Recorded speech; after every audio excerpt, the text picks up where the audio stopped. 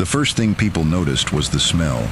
Not the sweet smell of cut hay under a Kentucky sun. Not the clean smell of rain hitting dry soil. This was heavier. Sour coffee grounds, wet cardboard, old manure, rotten lettuce, damp straw pulled from the corner of a cattle barn that had not held cattle in 2 years. That smell drifted over Carter Hollow Farm on a gray April morning, while every farmer along Hollow Creek Road was hauling seed corn, diesel, lime, and fertilizer. Emily Carter was hauling worms. She backed her father's old blue Chevy behind the leaning barn and shut off the engine. For a moment, she stayed there with both hands on the wheel, staring at the crates stacked in the truck bed. Thousands of red wigglers twisted inside damp bedding. She had paid for them with money that should have gone toward tractor repairs. By 9 o'clock, a truck slowed on the dirt road. By 10, another rolled past with its window down. By noon, 3 men stood near the fence, watching the 24-year-old girl kneel in the mud and spread leaves, shredded cardboard, and manure into wooden beds she had built from broken boards. Then she sliced open the crates. The worms twisted for a moment in the gray light, then disappeared beneath the straw. From the road, it looked like madness. Carter Hollow Farm was one bad season from foreclosure, and Emily Carter was raising worms behind a barn that leaned like a tired old man. She was not buying feeder calves. She was not planting every acre. She was not fixing the north fence or replacing the tin roof panels that rattled every time wind came over the ridge. She was feeding worms with garbage. The laughter came in pieces. A short sound from the road, a shake of the head, a half wave from a passing truck that carried more pity than greeting, a man pretending to check his phone while watching her rake spoiled cabbage into a bed. Emily heard enough. She heard the tires on gravel. She heard the low voices beyond the fence. She heard someone laugh, the way people laugh when they do not want to be cruel, but cannot help enjoying someone else's foolishness. She did not turn around. Her hands were brown to the wrists. Her boots were slick with mud. Her cap was pulled low over her face. She worked one bed at a time, layering leaves, manure, coffee grounds, and straw, the way her notebook said to do it. By late afternoon, rain began to fall, thin and cold. Emily dragged patched tarps over the beds and weighed the corners with bricks. Behind her, in the kitchen window, her father watched from his chair. Daniel Carter sat with a blanket over his knees, his right hand curled against his chest, his mouth set in a line Emily knew too well.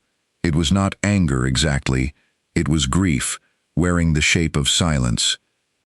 Emily stood behind the barn in the rain, looking at the long rows beneath torn black tarps. The whole county thought she had lost her mind.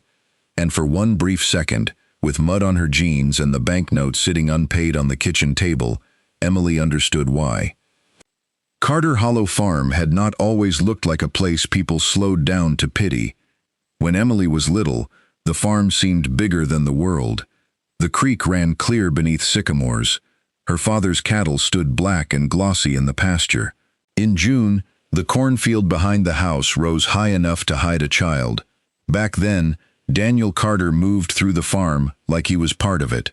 He could hear a loose bearing before a machine broke. He could tell by the smell of a field whether rain would help or hurt it. He kept a socket wrench in the glove box and fixed half the county's equipment for free because he hated seeing a neighbor stuck. But farms do not collapse in one day. They thin out slowly. A roof panel left unreplaced. A fence post braced instead of fixed. A field planted one more year because the bill came due before the soil was ready. A tractor patched through one more season. A loan renewed because harvest might be better next time. For a while, the choices made sense. Corn prices were good. Fertilizer was cheaper than labor. The bank liked clean rows, bigger yields, and plans that fit neatly in columns. Daniel Carter pushed the ground because he believed he could catch up if he just worked harder. Then, 3 wet springs washed the low field thin.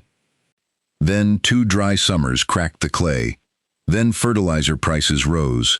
Then the corn on the back 40 turned pale no matter what he spread on it. Rainwater began running across the surface instead of soaking in. The clay crusted after storms. Earthworms became rare enough that Daniel once called Emily over just to show her one under a rotting board, as if it were a sign from better years. Then came the stroke. It happened in the machine shed on a September afternoon, beside the old Ford tractor. Daniel survived, but his right side never fully came back. He walked with a dragging step. His hand shook when he lifted a coffee cup. He could still remember every low spot in every field, but he could not run the farm anymore. Emily was 24 when the banknote became hers, in every way except on paper. Her mother had died when Emily was 14. There were no brothers to come home, no rich uncle, no cousin ready to gamble his own livelihood on Carter Hollow. There was only Emily, her father, 62 working acres, 2 tired tractors, a collapsing cattle barn, and an $87,000 debt that seemed louder every time the phone rang. The banker gave her one season.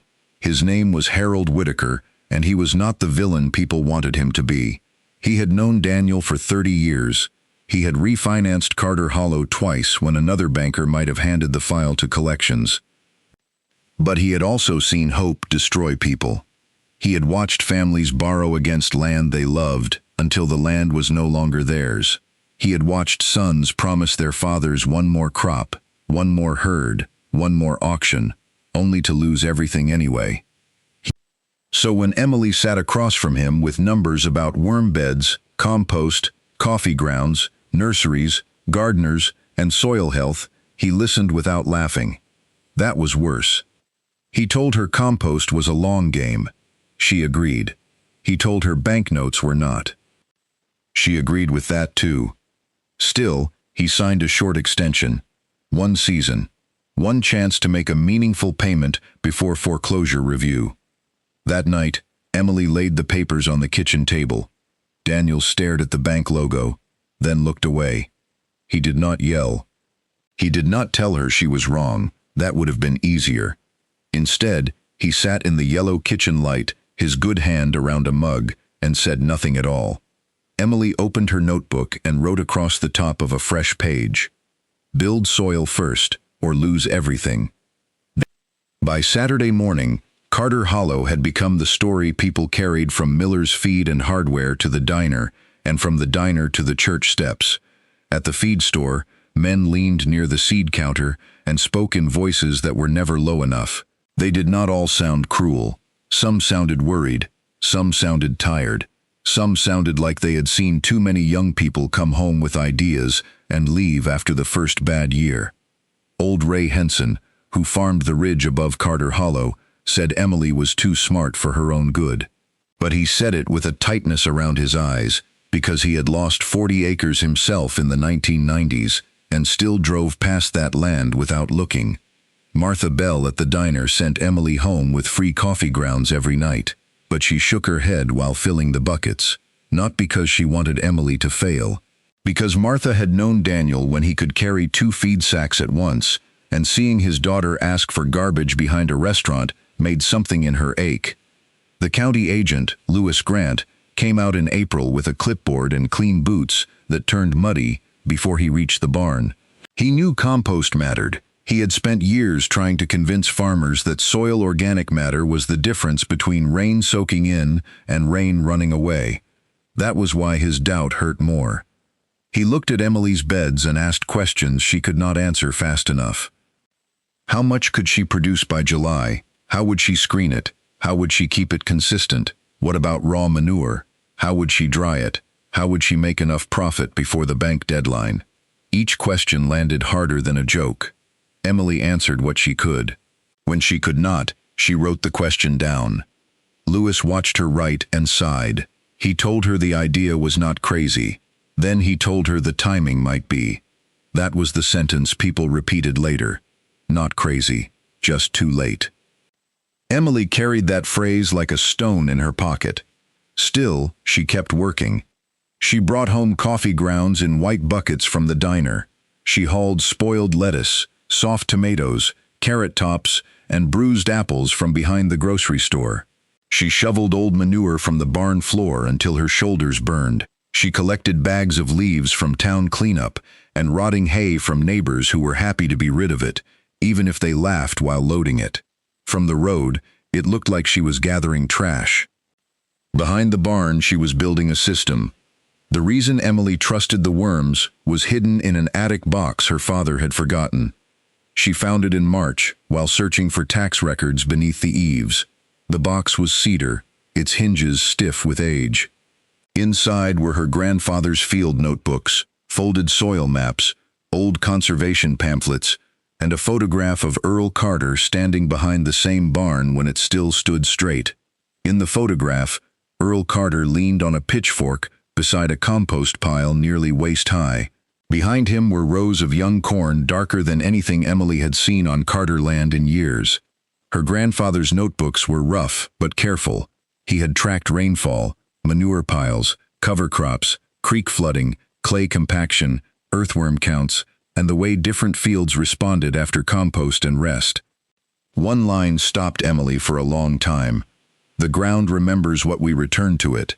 Her father's later records told a different story. Not because Daniel had been careless, because the world around him had changed. The farm needed cash, the bank needed payments. The market rewarded yield now, not soil later. Chemical fertilizer was quick and easy to explain to lenders. Compost took time and labor.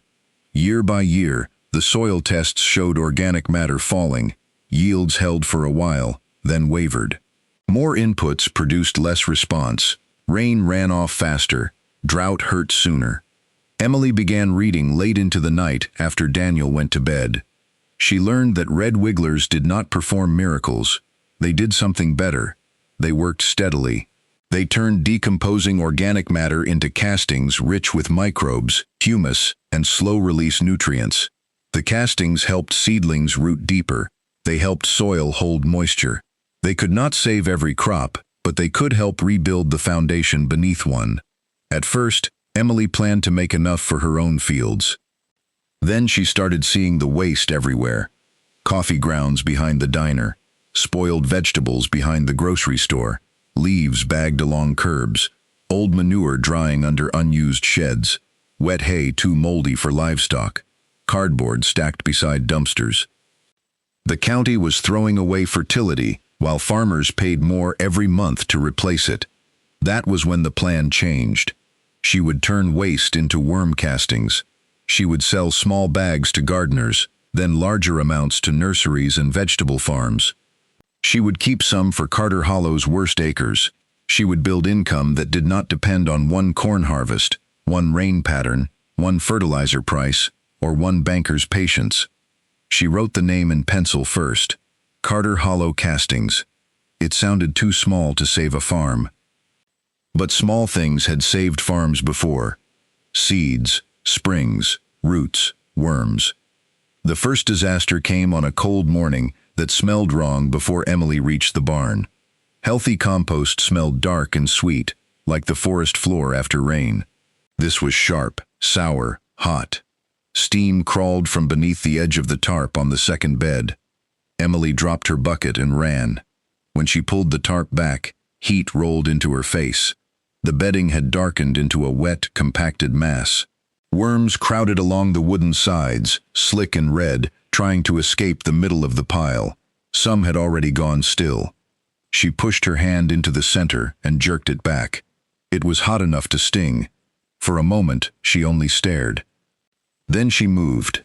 She shoveled bedding out of the center, flinging it across the ground to cool. She pulled straw from a dry bale and tore it apart with shaking hands. She lifted clumps of worms into a bucket, separating the living from the dead as best she could. The smell clung to her throat. Mud splattered her face. Steam kept rising. By the time the bed cooled, nearly a third of that section was gone.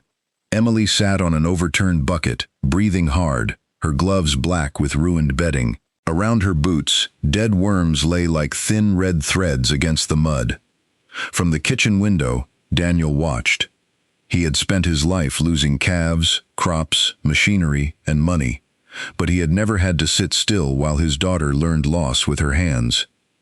His cane leaned against the wall beside him. His body would not let him get to her quickly enough to matter. That morning, Emily came inside smelling of sour compost and defeat. Daniel wanted to say something useful. Instead, he said nothing. Emily washed her hands until the water ran clear, then opened the notebook and wrote every mistake down. Too much fresh manure, not enough carbon, bed too deep, temperature unchecked before feeding.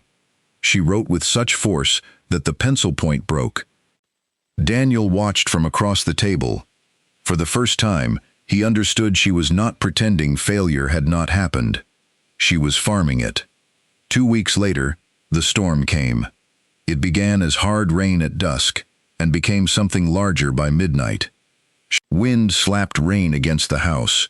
Water poured from the barn roof through every rust hole and broken seam. The low ground behind the barn became a sheet of moving brown water. Emily woke to thunder and the sound of her father calling her name from the hallway.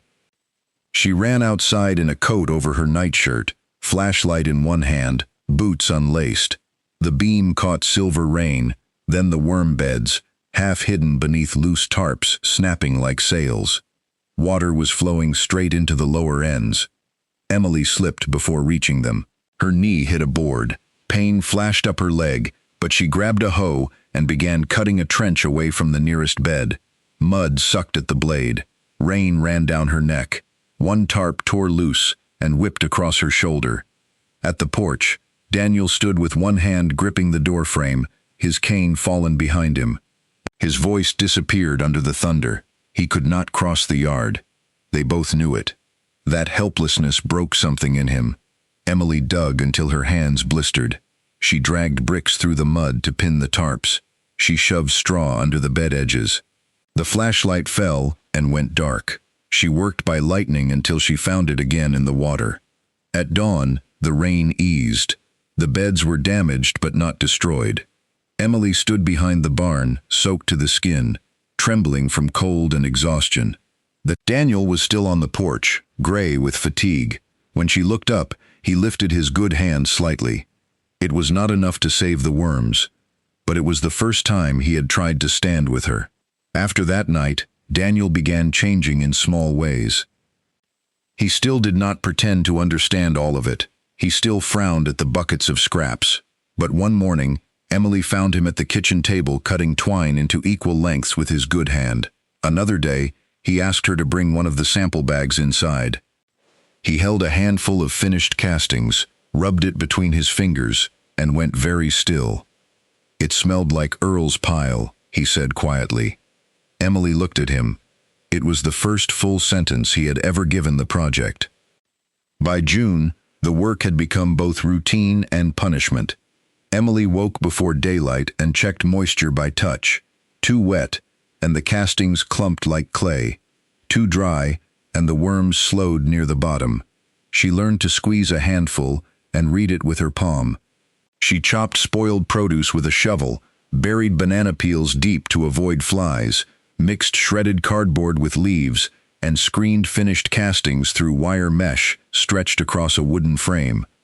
The first batch she brought to the feed store failed.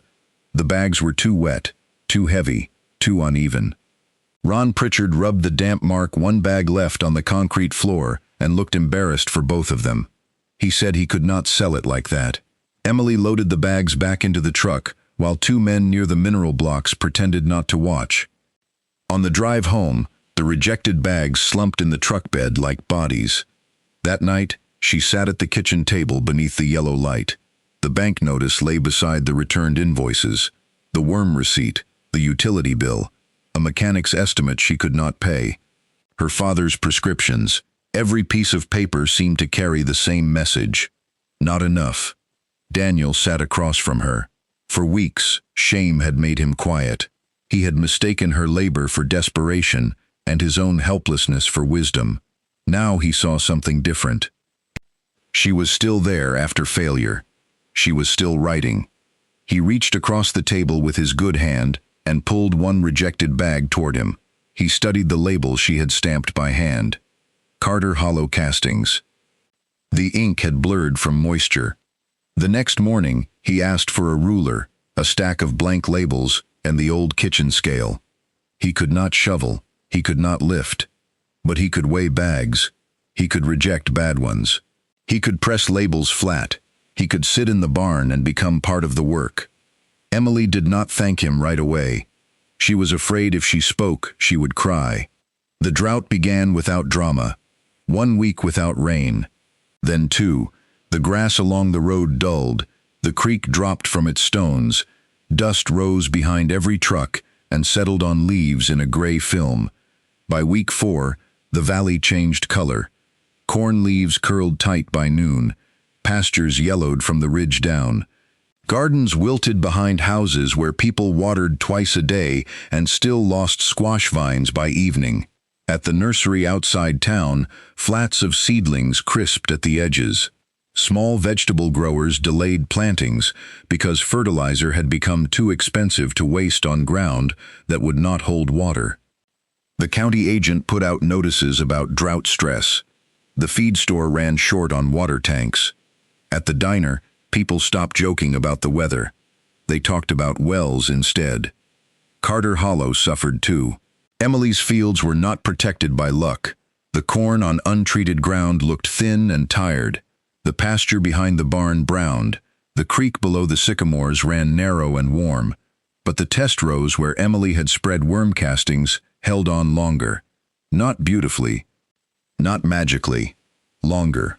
When she dug into the amended soil at the edge of the vegetable patch, it stayed dark beneath the surface. Tomato leaves wilted in the afternoon, but opened again by morning. Pepper plants set blossoms when others had dropped theirs. In one tray near the barn, seedlings grown with castings had roots so white and dense they held the soil together when she lifted them. Emily took photographs. She wrote dates. She measured water. She kept evidence, because evidence was the only language doubt respected. Then the nursery called.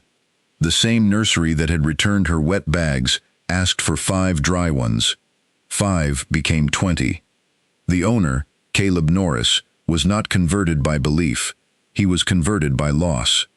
He had already thrown away hundreds of dollars in seedlings that week. He tried the castings in half a bench of late vegetable starts and left the other half in his usual mix. 12 days later, he called again. This time, his voice had lost its politeness. He wanted every dry bag she had. At the feed store, Ron Pritchard agreed to stock her product again, but only if she could prove the bags would not leak, slump, or sour on his floor. He made her bring 3 sample bags and leave them near the back room for a week. Emily came in every other day to check weight, texture, and smell while customers stepped around her. Some still smirked. Some asked questions. The difference was small, but she felt it. Doubt had begun to lean forward. Orders came in unevenly at first. A roadside flower stand, 2 market gardeners, a woman with raised beds in the next county, a small organic farm that wanted 40 bags but asked for a discount Emily could barely afford. Every order helped. None was enough. The bank deadline was 30 days away. Then Lewis Grant, the county agent, returned.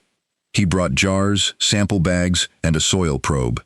He tested moisture in her amended plots and untreated rows. He looked at root growth in the trays. He asked for her records and spent nearly an hour reading them in the shade of the barn. When he finished, he did not apologize for doubting her. He did something more useful.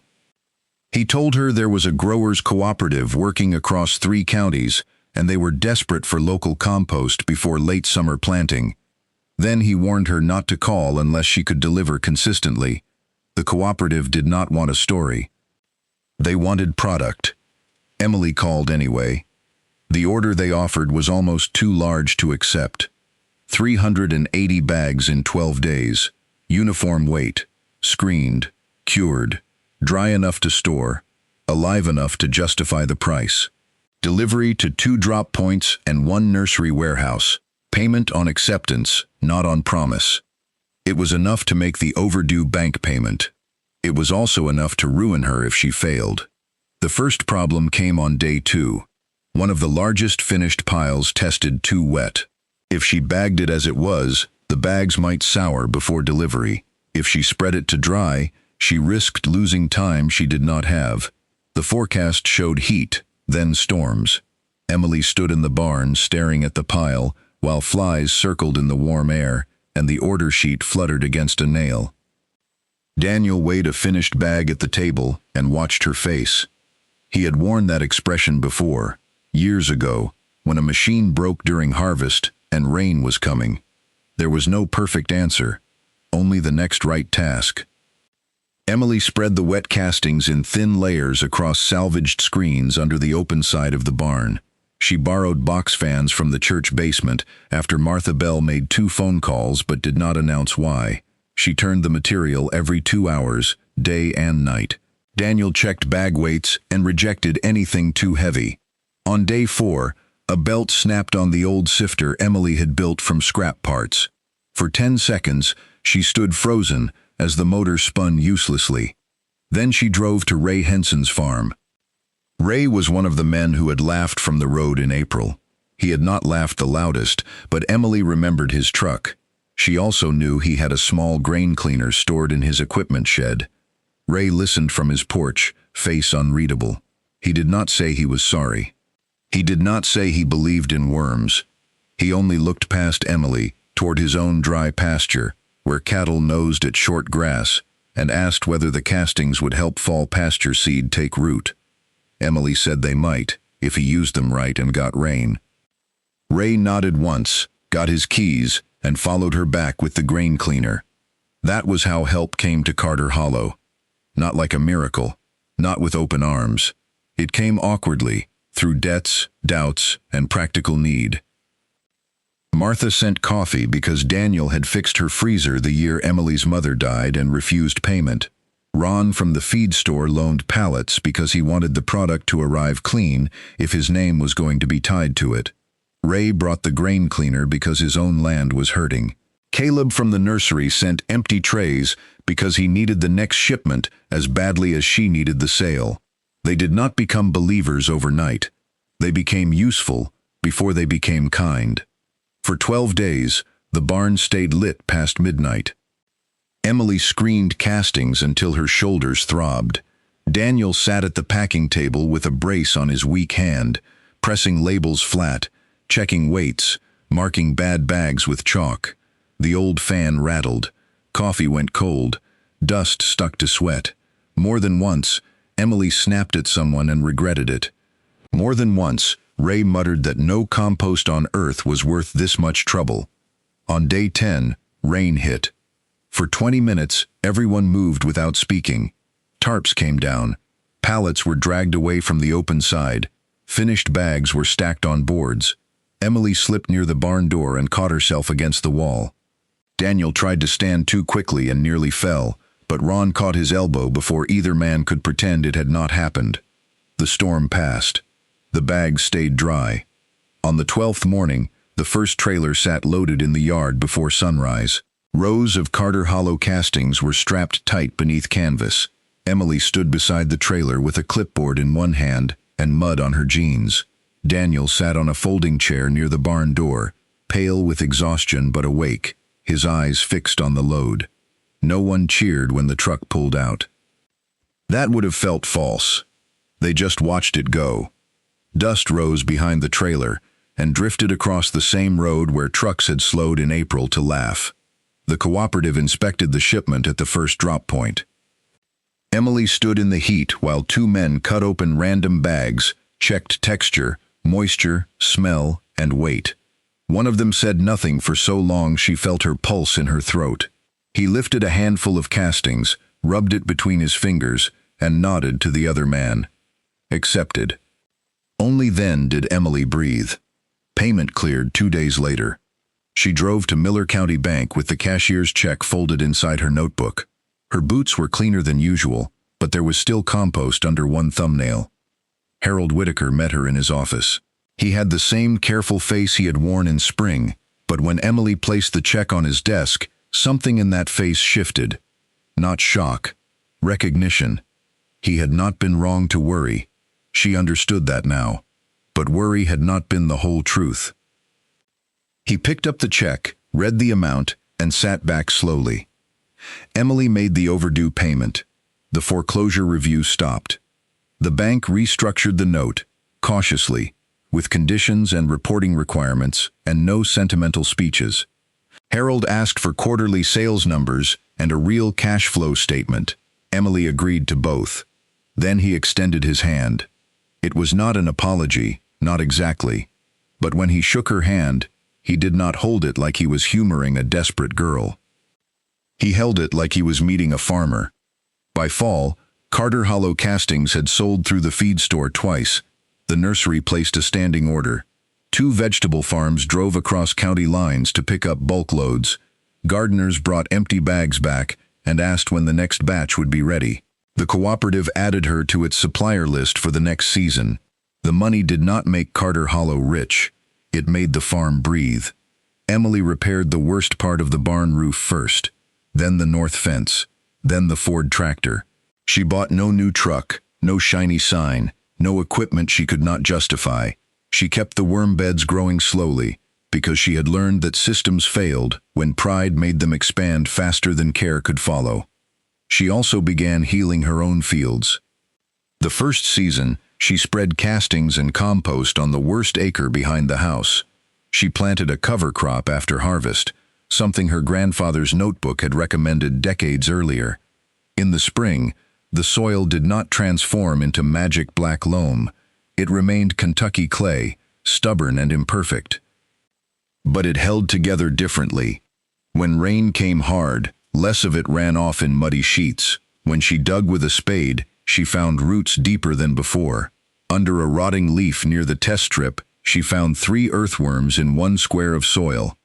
She called Daniel out to see them. He came slowly with his cane, stood beside her, and looked down at the small moving bodies in the dirt. For a while, neither of them spoke. Then he took off his cap. That was all. At the county soil health workshop that winter, Lewis Grant used Carter Hollow as a case study. He did not tell it like a fairy tale, and Emily was grateful. He talked about organic matter, waste streams, moisture retention, compost maturity, small-scale production limits, and diversified farm income. He talked about record keeping. He talked about failure as data, which made Daniel look down at his hands and smile faintly. Some of the same people who had laughed sat in folding chairs and listened. Ray Henson asked about starting 2 worm beds for fall pasture renovation. Ron Pritchard asked whether Emily could teach a Saturday class at the feed store. Caleb from the nursery told 3 growers that her castings had helped his late starts survive the worst stretch of heat. Emily knew helped was the right word. Nothing had saved everything. The castings had helped enough, at the right time, in the right hands. That was farming, not miracles, margins. In March, Emily found the old photograph of Earl Carter again. Her grandfather stood beside his compost pile with a pitchfork in one hand and a grin bright enough to survive 50 years of dust. She framed it in scrap oak from the barn and hung it above the packing table. Under it, she placed the new label. Carter Hollow Castings, turning waste back into land since 1974. The line was not perfect history. There had been years when the farm forgot what Earl Carter knew. Years when Daniel pushed the land because debt gave him no room to wrest it. Years when fertility came in bags, waste went to dumps, and the soil slowly lost its patience. But the legacy had not disappeared. It had been buried, like roots waiting for rain, like worms beneath straw, like knowledge folded into notebooks and left in an attic until someone desperate enough, quiet enough, and stubborn enough came looking. By the next summer, trucks still slowed along Hollow Creek Road, but not the way they had before. Some came to buy castings. Some came to drop off leaves, manure, spoiled produce, and coffee grounds. Some came because their own fields were tired, and they wanted to know where to begin. Not all of them believed yet. Emily liked that better. Belief was less useful than a shovel, a thermometer, a notebook, and the willingness to learn from what went wrong. She met them behind the barn, where the air smelled dark and clean now. She did not give speeches. She lifted the tarp, showed them the beds, and let them see the movement beneath the straw. She handed them finished compost and watched them squeeze it in their palms. It held together for a moment, then crumbled softly, black and living. Daniel often sat by the packing table, weighing bags with slow precision. When someone tried to pass a bag that was too wet, he sent it back without mercy. The work had given him no cure, but it had returned something the stroke had taken from him. Usefulness. On warm evenings, after the last customer left and the dust settled on the road, Emily sometimes stood by the fence and looked over Carter Hollow. The barn still leaned a little, though less than before. The Chevy still complained on cold mornings. The porch still needed paint. The bank still expected payment every month. But the farm was no longer waiting to be taken.